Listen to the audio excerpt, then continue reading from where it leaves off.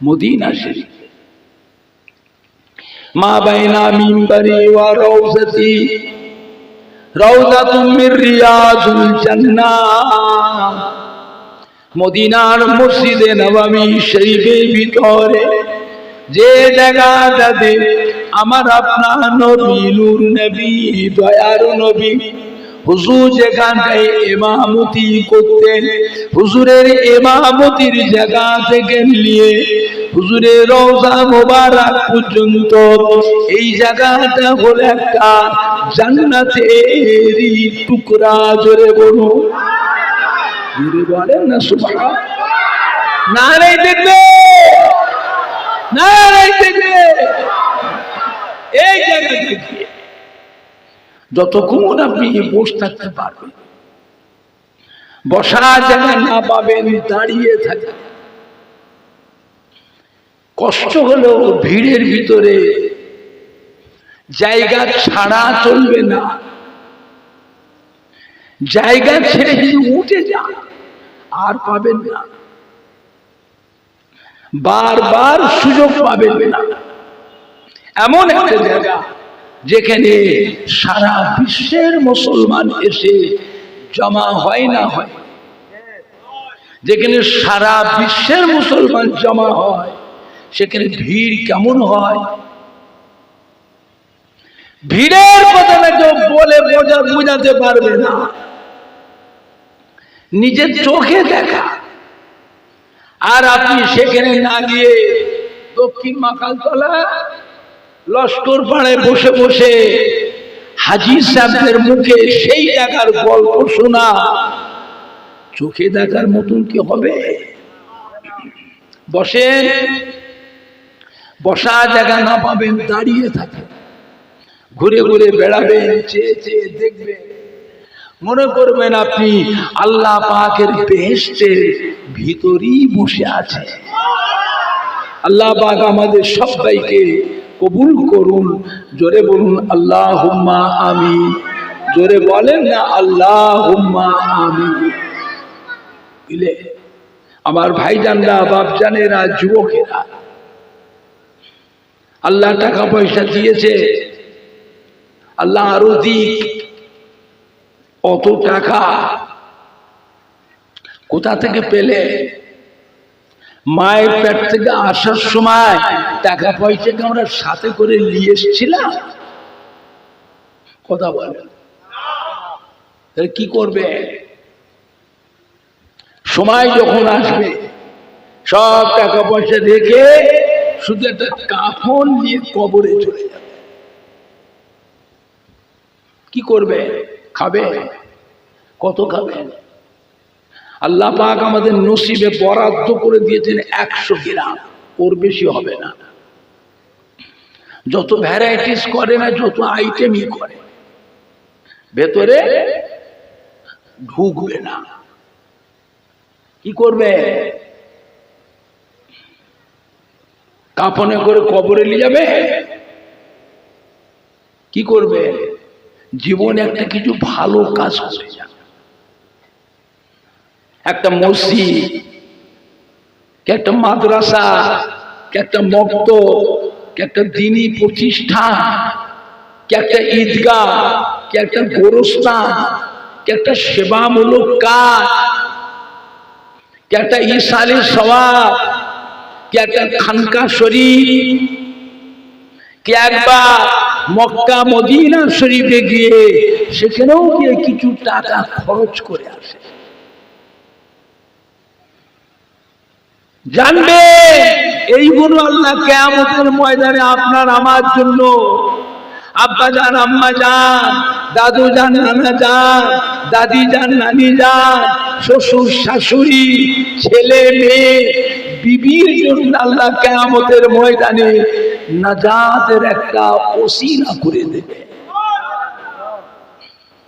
বুঝলে, আল্লাহ আল্লাহ রসুলের কাছে প্রতিষ্ঠিত হবার চেষ্টা করে। আপনি বলছেন আমি আল্লাহর বান্দা, আর আল্লাহ যদি সেই দিন কিয়ামতের দিনে বলে এটা আমার বান্দা নয়, আপনি কি করবেন? আপনার কাঁদা ছাড়া আর কোনো রাস্তা আছে? আপনি বলছেন আমি নবীর উম্মত, আর নবীজির এটা আমার উম্মত নয়, তখন কি হবে? আল্লাহ আল্লাহ রসুলের কাছে প্রতিষ্ঠিত হওয়ার দরকার আছে না না? ভালো ত্রুটি বিচ্ছেদের সংশোধন হওয়া, নিজেকে নিজে ভালো হবার চেষ্টা করা, মনে মনে প্রতিজ্ঞা করুন কবে ভালো হবে। ওয়াজ শুনবার অভাবে কত ওয়াজ শুনবে? ওয়াজ কি কম হচ্ছে? এখন আর আগের মতন নেই।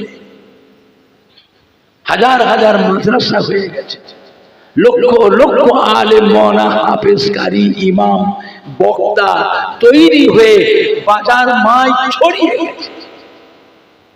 হাজার হাজার মসজিদের ইমাম সাহেবরা জুম্মার দিনে কিছুক্ষণ করে ওয়াজ করে না করে,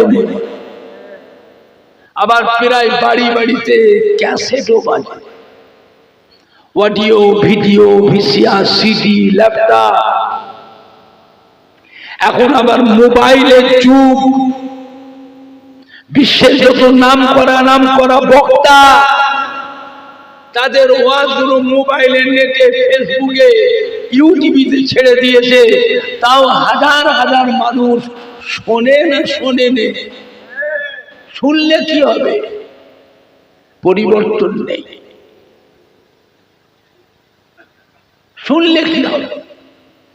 মানুষ যেন আস্তে আস্তে কিরকম হয়ে যাচ্ছে, বুঝলে?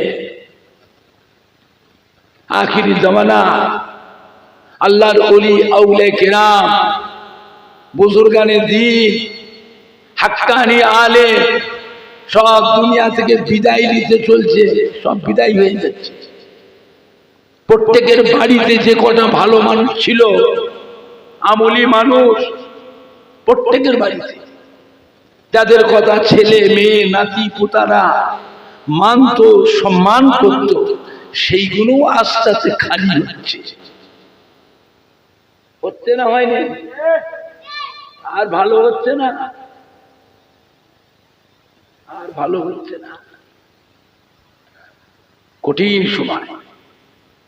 আল্লাহ আমাদের ছেলে পুলে বাচ্চাদের ঘরে, আমার দাদা পীরের মুরিদের ছেলের নাতিদের ঘরে, আমার দাদা পীরের খলিফার মুরিদের ছেলে নাতি পোতাদের ঘরে, আমার দাদা পীর পাঁচ হুজুর কেবলা মুরিদের ছেলে নাতিদের ঘরে আল্লাহ পাক বেলায়েত প্রাপ্ত মানুষ আল্লাহ তৈরি করে দেন। জোরে বলুন আল্লাহুম্মা আমিন। জোরে বলেন না আল্লাহুম্মা আমিন। বুঝলে আমার ভাইজানরা বাপজানরা, ওয়াজ শোনার অভাব নেই। কত ওয়াজ শুনবে? এত ওয়াজ তো শুনছে। নামাজের সময় তো মসজিদে গিয়ে দেখবেন এক কাতা, কোন মসজিদে 1.5 কাতা, কোন মসজিদে 1.25 কাতা, কোন মসজিদে 1/2 কাতা। আর ফজরের নামাজে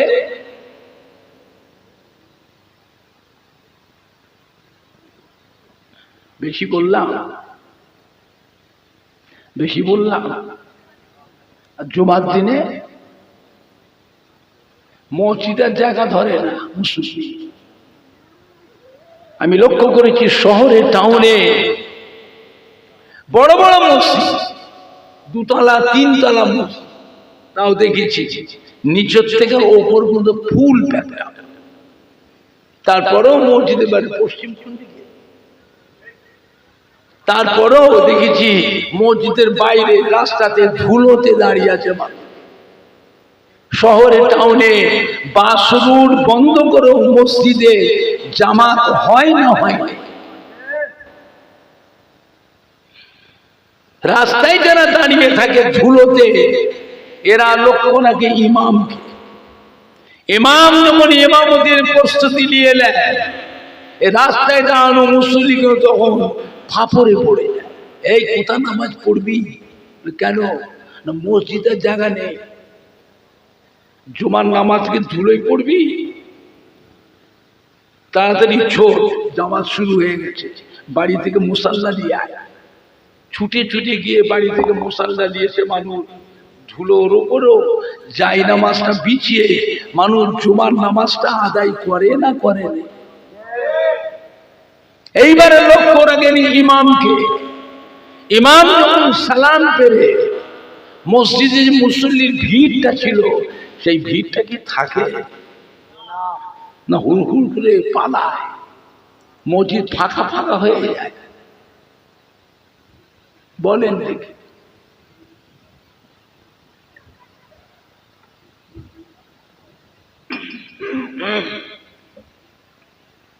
এমন ভাবে পালায় যারা মসজিদে থাকেন পেছন দিকটা চেয়ে একবার দেখে, যেভাবে মসজিদ থেকে নামছে ঠেলাঠেলি হুড়োহুড়ি করে, দেখে মনে হবে এরা মসজিদে এতক্ষণ কি না বিপদে ছিল।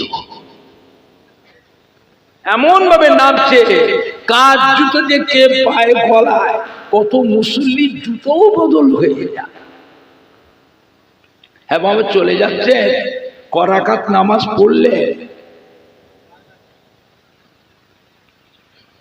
করাকাত বলে জুমার দিনের নামাজ কত রাকাত তাও জানেনি? বলো জুমার দিনটার নামাজ কত রাকাত? কি গো কানে কম শোনে? কত রাকাত? কে বললো? 22 রাকাত। পড়লেন ক রাকাত? 2 রাকাত। বাদ দিলেন কত রাকাত? 20 রাকাত। নামাজ তো পড়ি না, সপ্তাহে একদিন পড়তে এসেছি, তো 5 ওয়াক্ত নয় 1 ওয়াক্ত, তো 2 রাকাত। হ্যাঁ, এই যে 20 রাকাত বাদ দিয়ে গেলেন, এইটা কবে পড়বেন? তারপরেও লক্ষ্য করেন যতগুলি মানুষ মসজিদে জুমার নামাজ পড়তে এসেছে এরা সবাইকে আজকের ফজরের নামাজটা পড়েছিলেন। ফজরের নামাজ সবাই পড়েছিল, ফজরের নামাজ কাজা করে জুম্মা পড়তে এসেছে। বলুন তো দেখি জুমার নামাজটা কি আপনার হবে? কিয়ামতের দিনে দেখবেন এতগুলি মানুষ এরা জীবনেও কোনোদিন 1 ওয়াক্ত নামাজও পড়ে না। হিসাব বলছে আমি বলি, জুম্মার নামাজটা হলো সমস্ত নবীদের নামাজ। জুমার নামাজ হলো সমস্ত নবীদের নামাজ। আর ফজরের নামাজটা হলো আমাদের নবী, নূর নবী, দয়ার নবী, রহমতের নবী, আখিরি জামানার নবীর নামাজ।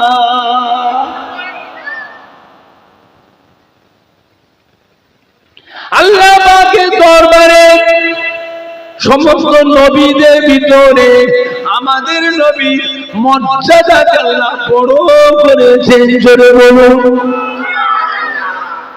জুমা পড়বেন? হবে না, হবে না। জুমা পড়বে, নামাজ হবে না। মশলা জানেন না, আলেম মওলানা থেকে জিজ্ঞেস করেন না যে পূর্বের ওমর সিদ্দিক ভাইজান মিথ্যে ভুল মশলা বলছে। আলেম মওলানা থাকে জিজ্ঞেস করেন না। জুমা পড়বে, যদি জুমার নামাজ যদি পড়তে চান, জুম্মার নামাজের আগে আপনাকে আগে আজকের যে ফজরের নামাজটা কাজা করেছি ওই ফজরের কাজা নামাজ থেকে জুমার আগে আদায় করতে হবে, তারপরে জুমা পড়ে। জুমা কেন?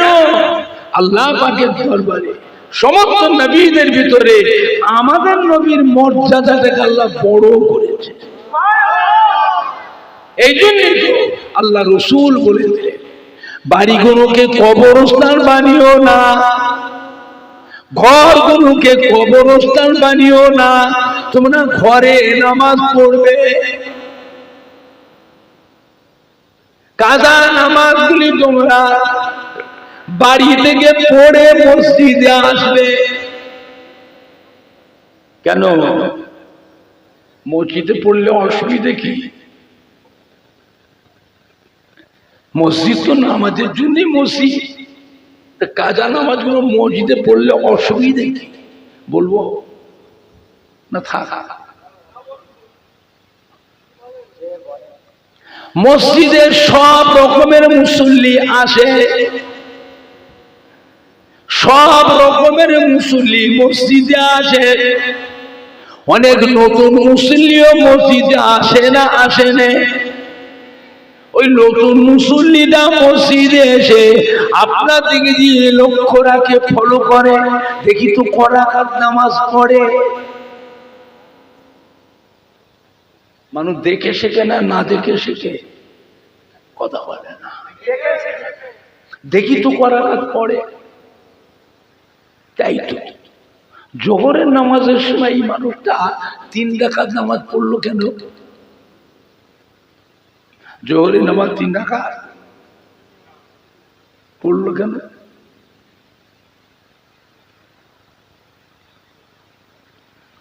আর এই মানুষটি মাগরিবের নামাজ কি করেছে? কাজা করেছে। আর যদি জিজ্ঞেস করে, ভাই আপনি এই নামাজটা কিসের নামাজ পড়লেন? আপনার মাথাটা উঁচু থাকবে,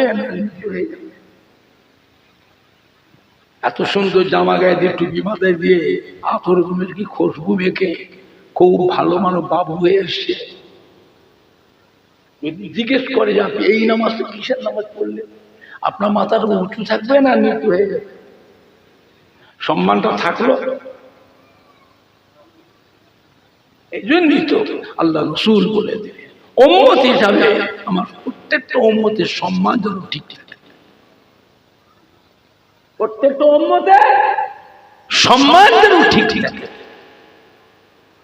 এই জন্যই তো আল্লাহ রসুল বলে দিলেন, বাড়িগুলোকে কবরস্থান বানিও না, ঘরগুলোকে কবরস্থান বানিও না। তোমরা বাড়িতে নামাজ পড়বে, কাজা নামাজগুলি বাড়ি থেকে পড়ে মসজিদে আসবে। এবারে জুমার নামাজ পড়ো, জুমার নামাজ হবে। আমার কথায় রাগ হচ্ছে? আমি আপনাদের শত্রু? ভুল মানুষের হয় না, হয় না, তার সংশোধন আছে না? করবেন না। পীরের আওলাদ আপনি যেই হন না কেন, আপনারও বাড়িতে আমার দাদা পীরের মহব্বতে মানুষ আছে না? না, তাদেরই তো রক্ত, তাদেরই তো সন্তান। ভাই আমার দাদা পীরের মহব্বতে মানুষ না, আমার দাদা পীরের কলিজাটা 5 হুজুর কিনা মহব্বতে মুরিদ, কি আমার দাদা পীর যে কোনো খলিফার মহব্বতে মুরিদের ছেলে না? ভুল মানুষের হয় না, হয় না, তার সংশোধন আছে না? না, সংশোধন হোক, ভালো হোক। মদিনার মসজিদে নববী শরীফে আল্লাহ নবী তাশরীফ রেখেছে। একজন সাহাবা এসে সালাম দিলেন, আসসালামু আলাইকা ইয়া রাসূলুল্লাহ ইয়া হাবিবাল্লাহ। আল্লাহ নবী সালামের উত্তর দিয়ে জিজ্ঞাসা করে, কি খবর বাবা? আপনি আমার কাছে কি মনে করে এসেছেন? সাহাবা হুজুর বলি, ইয়া রাসূলুল্লাহ ইয়া হাবিবাল্লাহ, কিয়ামত কবে হবে? আল্লাহর বাবা, কিয়ামত একদিন হবেই হবে, কিয়ামত একদিন হবেই হবে। কবে হবে? আল্লাহু আলিমুল গায়ব, আল্লাহ পাক ছাড়া আর কেউ জানেন না। ও সাহাবা, হায়াতে দুনিয়ায় এই কঠিন কিয়ামতের দিনে চিন্তা ভাবনা এখন আপনার মনের ভিতরে উদয় হয়েছে। বলুন তো বাবা, সেই দিন বাঁচবার জন্য, সেই দিন নাজাত পাওয়ার জন্য, সেই দিন আল্লাহ রাব্বুল আলামিনের সম্মুখ থেকে পার হয়ে যাওয়ার জন্য কতটা কি আমল করেছো বাবা? কি কি ইবাদত করেছেন? সাহাবাগণ বললেন, ইয়া রাসূলুল্লাহ, ইয়া হাবিবাল্লাহ, বিয়াদবি মাফ করুন, আমি আপনার জন্য নগণ্য গরীব সাহাবা, আমি আপনার নগণ্য গরীব সাহাবা, বেশি কিছু আমল আমি করতে পারি নাই, বেশি কিছু ইবাদত আমি করতে পারি নাই। আমি ফরজ নামাজটা পড়ি, আমি ওয়াজিব নামাজটা পড়ি, আমি সুন্নত নামাজটা পড়ি, আমি ফরজ রোজাটা রাখি, নফল রোজা বেশি রাখতে পারি না, নফল নামাজ আমি বেশি করতে পারি না। ফরজ হজ আমি করেছি, নফল হজ আমি করতে পারি নাই। ফরজ দান খায়রাত আমি করি, নফল দান খায়রাত বেশি করতে পারি নাই। ইয়া রাসূলুল্লাহ, ইয়া হাবিবাল্লাহ, তবে একটা কথা হুজুর, আমার হৃদয়ে, আমার দিলে, আমার কলবে, আমার অন্তরে আল্লাহ আল্লাহ রাসূলকে আমি ভালোবেসেছি। নারে তাকবীর, আওলাদে মুজাদ্দিদুস সালাম, কুরআন শরীফ।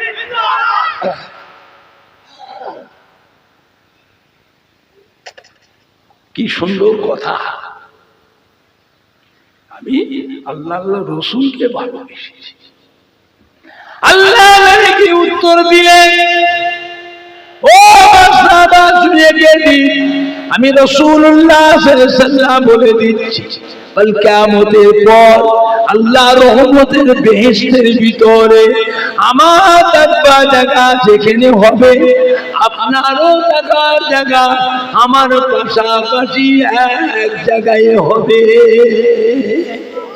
যদি বলুন না আল্লাহ আল্লাহ রসুলের রহমত,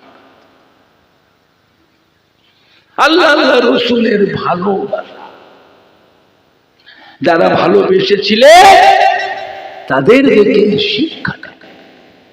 আখিরি জামানা এটা, দুনিয়া এখন শুরুতে না শেষের দিকে, ভালোর দিকে না খারাপের দিকে, এরপরে একটু ভালো হবে না আরো খারাপ হবে, আরো খারাপ হবে।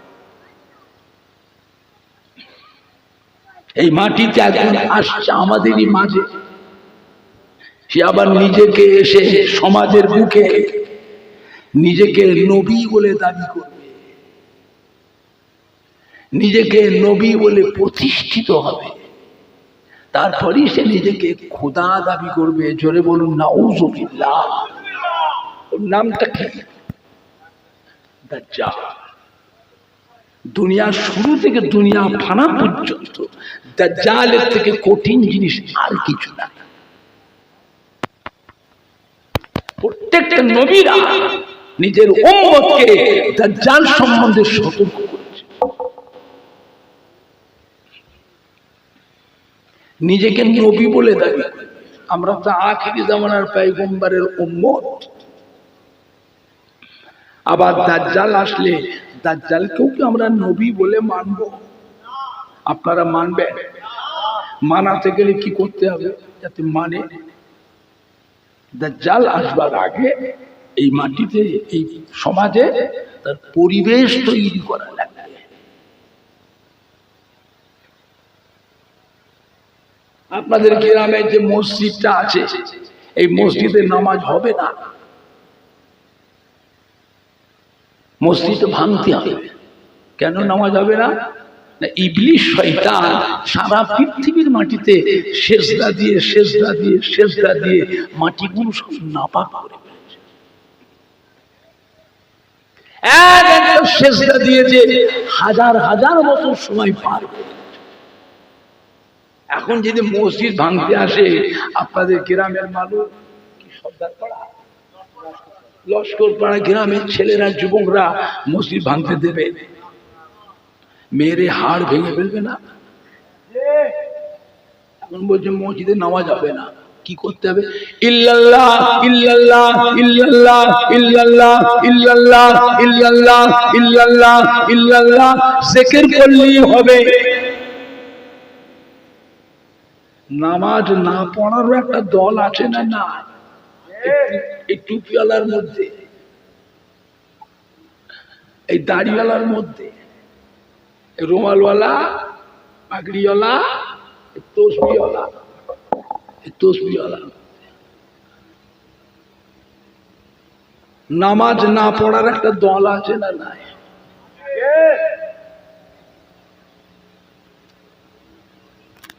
মসজিদ ভাঙতে দেবেন আপনারা?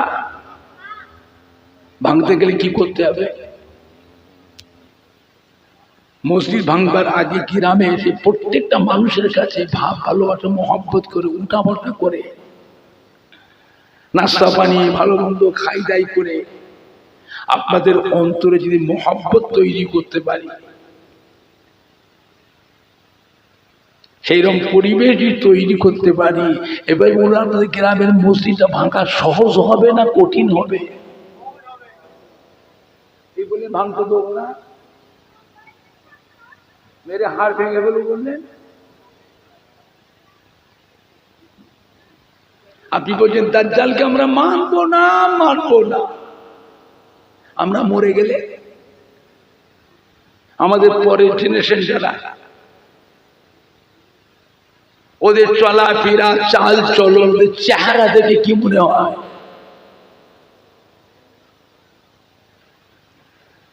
আপনার বাড়িতে ওরা দাজ্জালকে নবী বলে ঢোকাবে, আপনি কি করবেন? কবর থেকে এসে আটকাবেন? কবর থেকে এসে আটকাবে? কি করতে হবে? মরার আগে বাড়ির পরিবেশটাকে বাঁচান, বাড়ির পরিবেশটাকে বাঁচান। ওয়াজ শোনার অভাব,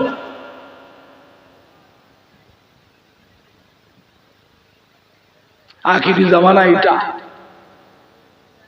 দুনিয়া শুরুতে না শেষের দিকে, ভালোর দিকে না খারাপের দিকে, এরপরে একটু ভালো হবে না আরো খারাপ হবে। মোকাবেলা করবে কে? যারা মোকাবেলা করবে পীর ওলি আউলিয়া কিরাম মাহবুবিন সালেহিন সালফে সালেহিন হাক্কানি ইমাম হাক্কানি আলেম সব আল্লাহ তাআলাকে মরণ দিয়ে দুনিয়া থেকে তুলে নেবে। প্রত্যেকের বাড়িতে যে কটা ভালো মানুষ ছিল, যাদের কথা ছেলে মেয়ে নাতি পোতা আল আওলাদ যাদের করে মানত সম্মান করত, সেইগুলোকেও আল্লাহ তুলে নেবে। কথা বুঝতে পারছেন? কথা বুঝতে পারছেন? এবার আপনার ঈমান বাঁচানোর দায়িত্ব কার? আপনার নিজের। নবী হচ্ছেন আমাদের ঈমানের সম্পদ। নবী আমাদের ঈমানের সম্পদ। জানার নামে ঈমান নয়, করার নামে ঈমান নয়, নবীকে মানার নাম হলো ঈমান। মানবে, মানার মতো মানবে। আখিরি জামানা এটা, কঠিন সময়, বুঝলে? আল্লাহ নবী দো জানে বাদশাহ জনাবে মুহাম্মদুর রাসূলুল্লাহকে সাল্লাল্লাহু আলাইহি সাল্লামকে জিজ্ঞাসা করেছিলেন আম্মা জান হযরত আয়েশা সিদ্দিকা রাদিয়াল্লাহু তাআলা আনহা, ইয়া রাসূলুল্লাহ ইয়া হাবিবাল্লাহ, আমরা আপনার বিবি মদিনা শরীফ